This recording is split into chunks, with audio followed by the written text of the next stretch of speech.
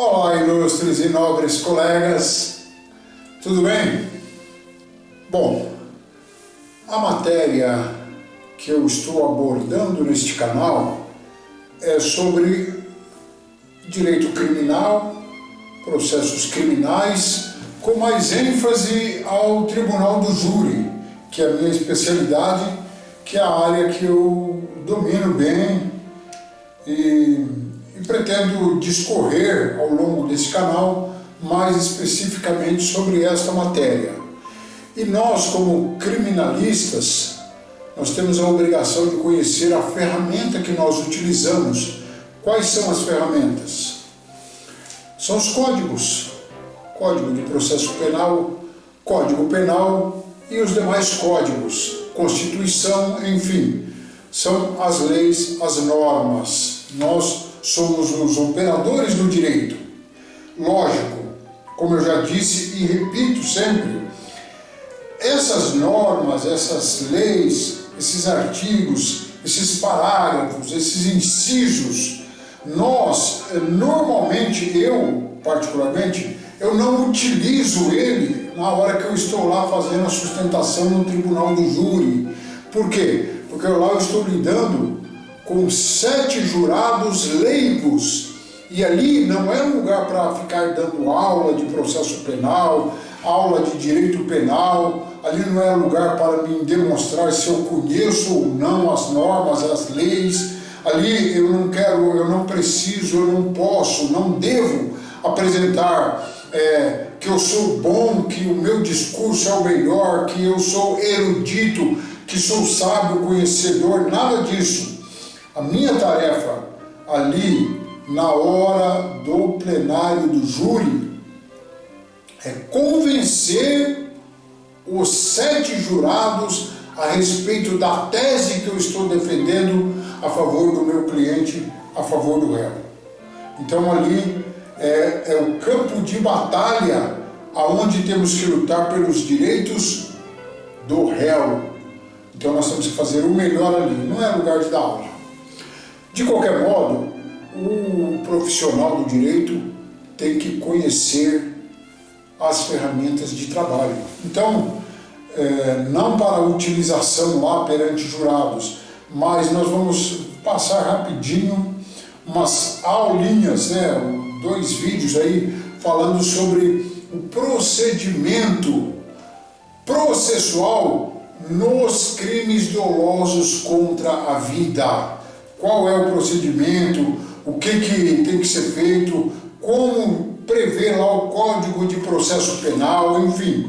Nós temos que dar uma estudadinha, uma passadinha, porque afinal de contas é a ferramenta de trabalho nossa, né?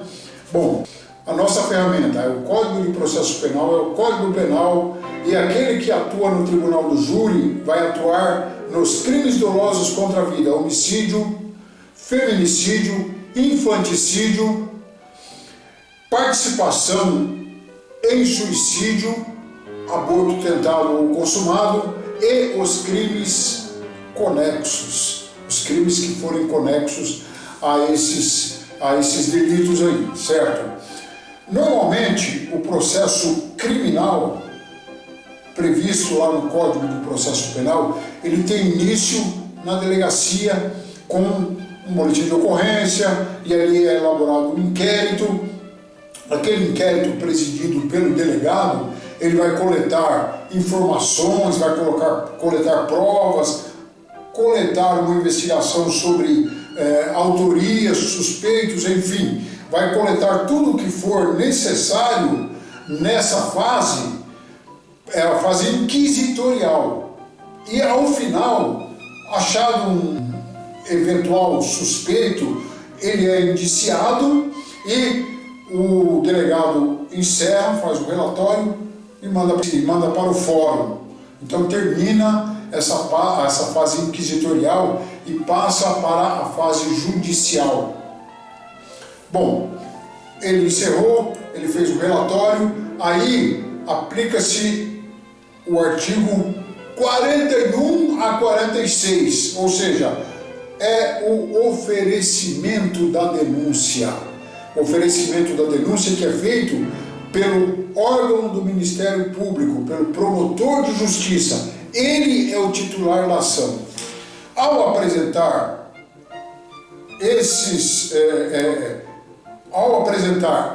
a denúncia, ele poderá arrolar até 8 testemunhas, para fazer prova daquela acusação que ele está oferecendo ali naquela denúncia. E essa denúncia, segundo o artigo 395, ele tem que ter alguns requisitos. E, pelo artigo 406, recebida a denúncia, o juiz vai fazer uma análise de admissibilidade da denúncia. Ou seja, artigo 406 do CPP, o juiz analisa a admissibilidade da denúncia se está de acordo com os requisitos do artigo 395. Se tiver de acordo com os requisitos do 395, ele dá um despacho recebendo, um despacho de recebimento. Como também ele poderá dar um despacho de rejeição. Só que o despacho de rejeição tem que ser motivado. E quais seriam os motivos? Os motivos é o não preenchimento dos requisitos do artigo 395 do CPP, que são aqueles 3 requisitos. Se a denúncia for manifestamente inepta, faltar pressuposto processual ou condição para o exercício da ação penal, e o terceiro, faltar justa causa para o exercício da ação penal.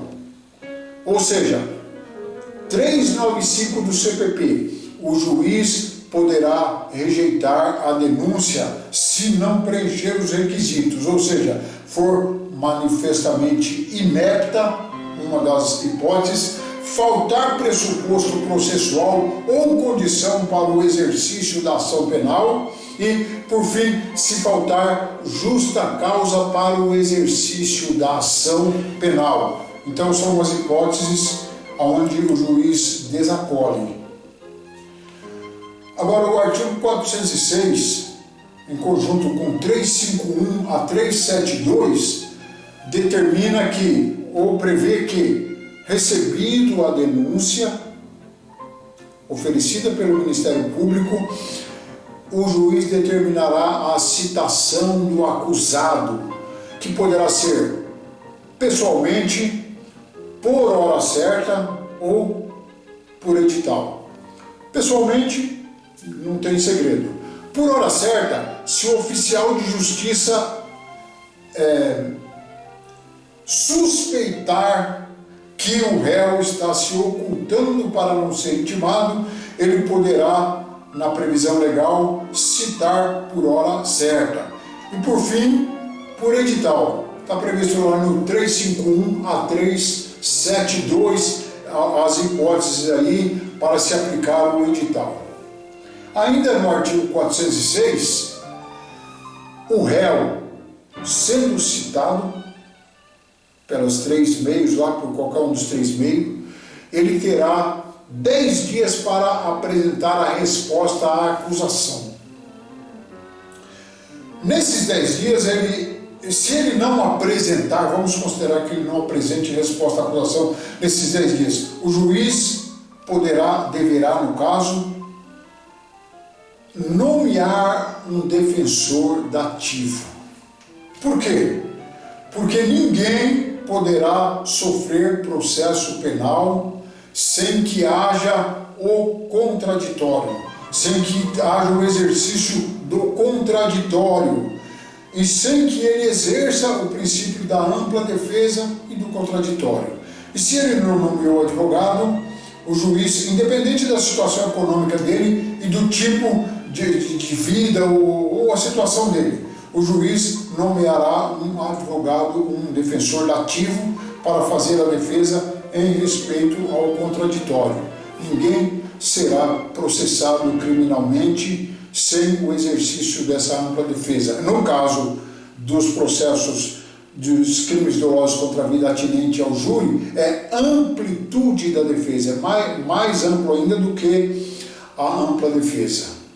Então, nesses 10 dias, ele poderá apresentar a resposta à acusação, ele ou o advogado dativo, e também arrolar 8 testemunhas, que poderá ser as mesmas até do promotor, ou as testemunhas que ele quiser. São 8 testemunhas, até 8 testemunhas.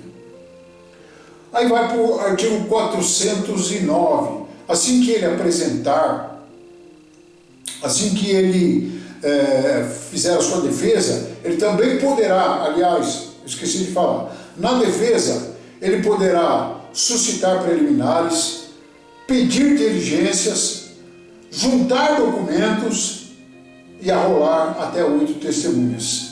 São os meios de defesa da resposta do réu, certo? Bom, aí no 409 é dado vista ao Ministério Público para que ele analise a resposta à acusação, eventualmente o pedido de diligência, a juntagem de documentos, os documentos que foram juntados, e também o rol de testemunhas dado a conhecer para o promotor. E aí no 409 o promotor se manifesta ou não, inclusive sobre as preliminares que foram suscitadas eventualmente, e aí em seguida passa para o 410, que é o despacho do juiz. Ele tem até 10 dias depois do 409, vai para o 410, o despacho do juiz designando a realização de audiência de instrução e julgamento.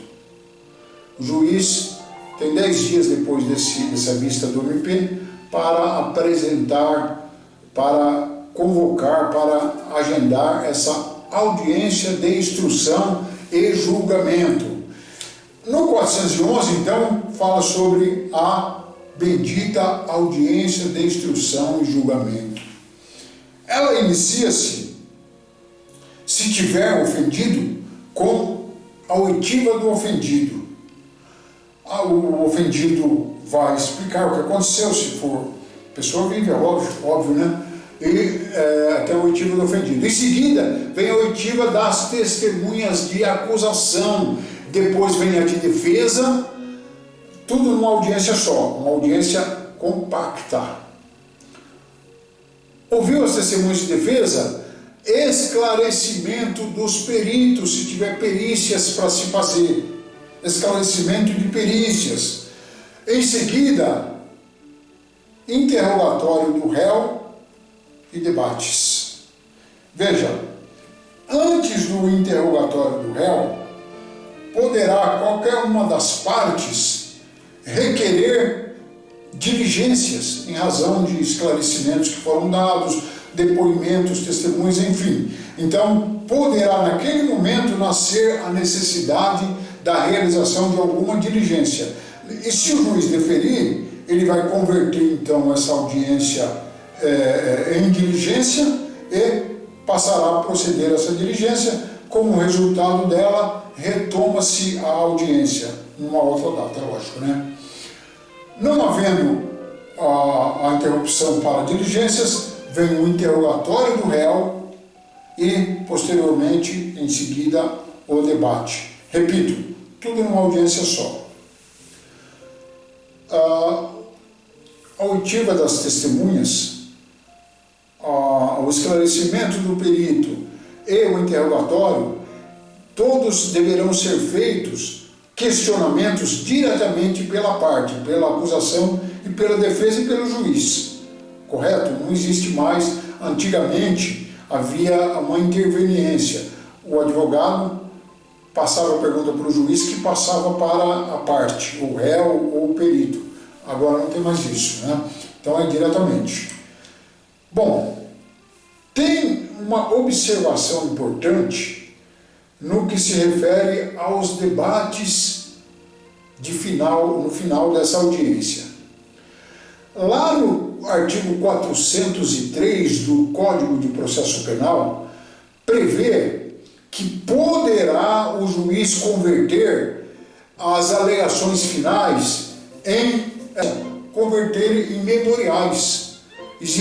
tem a previsão lá no parágrafo 3º, quando há muita complexidade no processo, há muitos réus, tá? O número de acusados é muito grande, então o juiz poderá conceder, vai dar 5 dias lá de prazo, para que consecutivamente apresente memoriais por escrito o promotor e em seguida a defesa apresente os memoriais e vai para o juiz para ele prolatar a sentença. Isso é no 403, nos procedimentos criminais ordinário, um procedimento ordinário. Acontece que no que se refere aos procedimentos atinentes ao júri, crimes dolosos contra a vida, esse rito aí de converter em memoriais é inaplicável. Por quê? Porque o artigo 411, no parágrafo 4º, prevê taxativamente, peremptoriamente, não abre brecha nenhuma, que as alegações serão orais por 20 minutos. Então, é interessante, existe uma diferença aí entre o procedimento ordinário dos crimes e do procedimento do júri. Lá no 411, parágrafo 4º, tem essa previsão de ser oral. Normalmente a gente fala, então vai preparado para a audiência que você vai fazer a sustentação oral no final. É verdade isso? Mais ou menos. Por quê?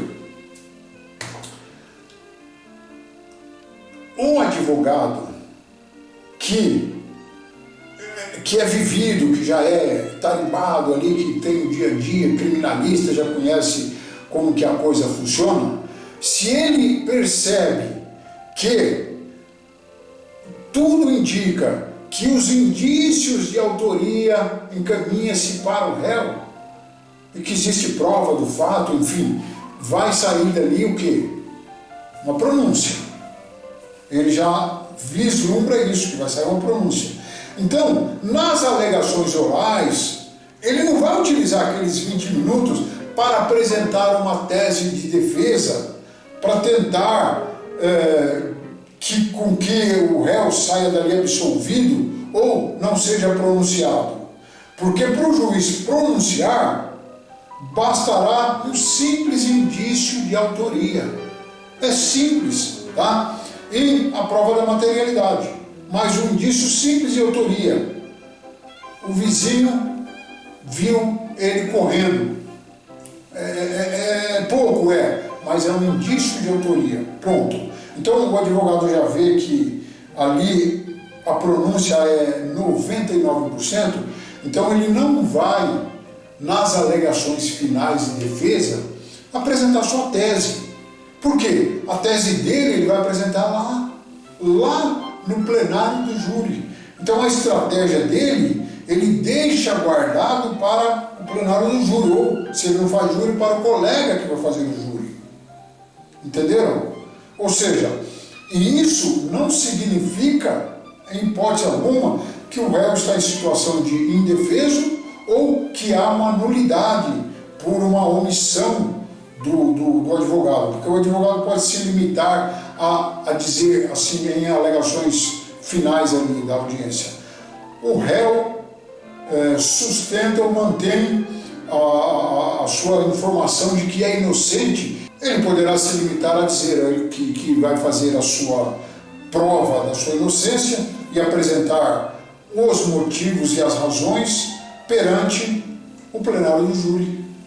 Tá? Então, para não haver um prejuízo da sua estratégia no plenário, o advogado não é obrigado a fazer a sustentação, utilizando lá seu tempo para apresentar a sua tese.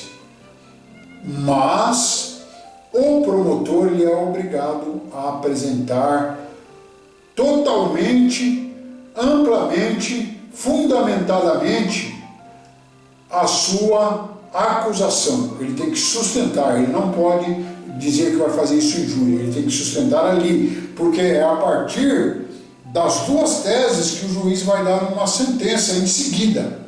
Então o promotor ele não pode abrir mão disso, ele tem que apresentar todos os requisitos que ele apresentou lá na denúncia, aquilo que houve por bem acrescentar ao longo do processo, mas ele, nas suas alegações finais, ele tem que apresentar qual é a pretensão do Ministério Público e quais são as provas que fundamentam aquela pretensão. E aí, com base nisso, é que o juiz vai prolatar a sentença, lá no artigo 411. 411 prevê a sentença do juiz, que na verdade é chamado de sentença, mas é uma decisão interlocutória mista, que pode ser mista porque pode ser terminativa ou continuativa. O juiz poderá prolatar ao término da audiência ou então dentro do prazo de 10 dias, é o prazo que ele tem para prolatar aquela decisão interlocutória ou aquela sentença. O artigo 413 prevê uma das sentenças que o juiz dá, e normalmente é essa que ele dá mesmo, é a decisão sumária de pronúncia. Decisão sumária de pronúncia, interlocutória, mista, não terminativa. Ok? Mas isso só serve mesmo para concurso público e para prova da OAB. Isso é quando, por que o juiz dá a decisão sumária de pronúncia? Porque ele viu que existem indícios, ele se convenceu de que tem a materialidade do fato e tem indícios de autoria ou de participação.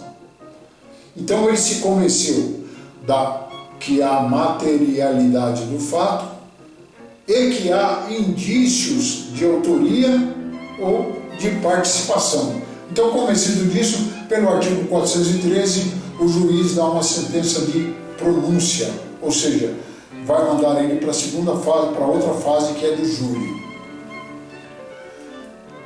Observação: ao pronunciar, o juiz ele tem que ser comedido na decisão dele. Ele não pode usar de eloquência na hora dele assentar lá qual que é a decisão dele. Ele vai só dizer que se convenceu que existe a materialidade e que existe um indício de autoria. Se ele passar muito disso, ele pode causar uma nulidade de sentença, tá? Se houver eloquência acusatória ou então excesso na fundamentação. O que é excesso na fundamentação? Quando ele entra na esfera de se há causa de diminuição de pena ou não, se há concurso de crime ou não, se tem atenuante, se tem agravante.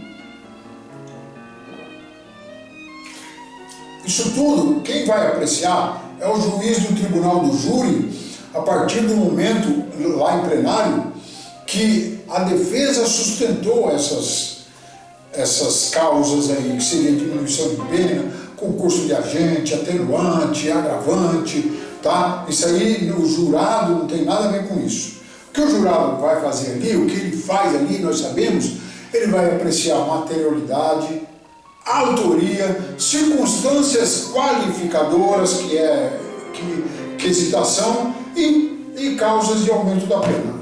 É isso que o jurado vai fazer naquele dia lá. Então, na sentença de pronúncia, o juiz não deve fazer menção de nada disso. Também ele pode dar uma decisão sumária de impronúncia. Está lá no artigo 414. Ele poderá dar uma impronúncia. Por quê? Ele entendeu que não houve convencimento da materialidade do fato, ou não houve indícios de autoria ou participação. Então ele não se convenceu, ele falou, eu não enxerguei aqui materialidade do fato, ou então eu não vi aqui indícios de autoria do réu ou de participação do réu.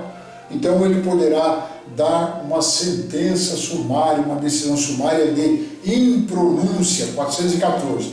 No 415, ele poderá também também dar uma decisão sumária de absolvição.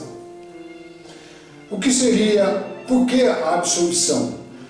Se for provado a inexistência do fato, se for provado que não era ele o autor ou o partícipe daquele fato, se houver uma causa de isenção de pena, ou então alguma das causas de excludentes do crime. Viram? Se foi provado que inexistiu o fato,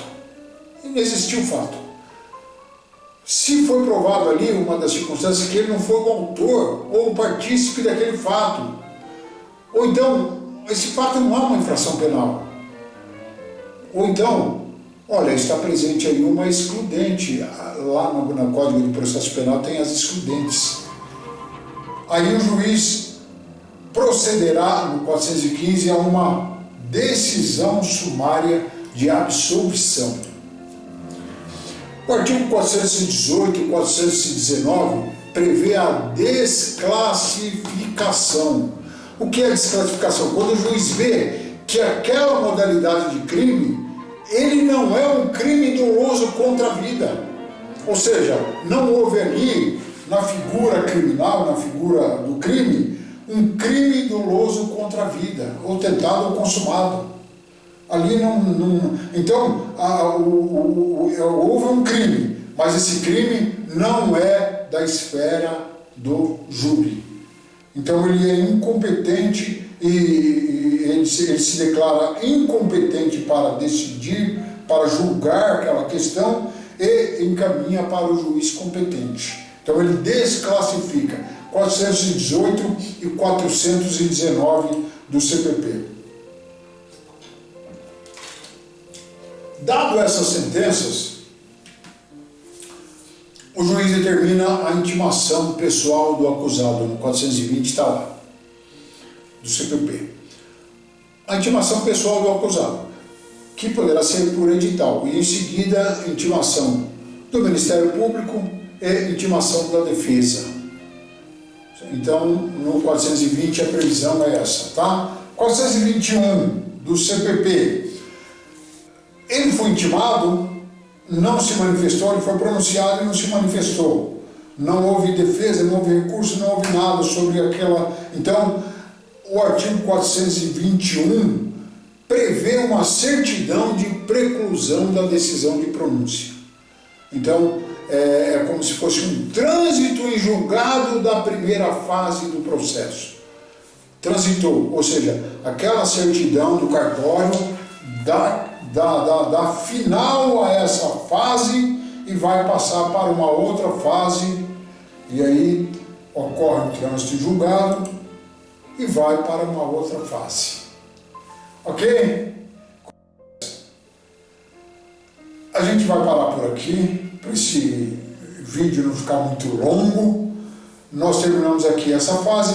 A próxima vai ser sobre os procedimentos do júri.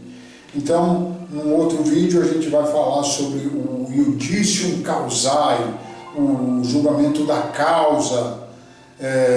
Esse primeiro que a gente viu é o iudicium accusationis e o segundo é iudicium causae. É o plenário do júri. É a minha paixão e eu acredito que, se não é, ainda poderá ser a sua paixão. Dr. Francisco Carlos da Silva, do canal Defesas Criminais.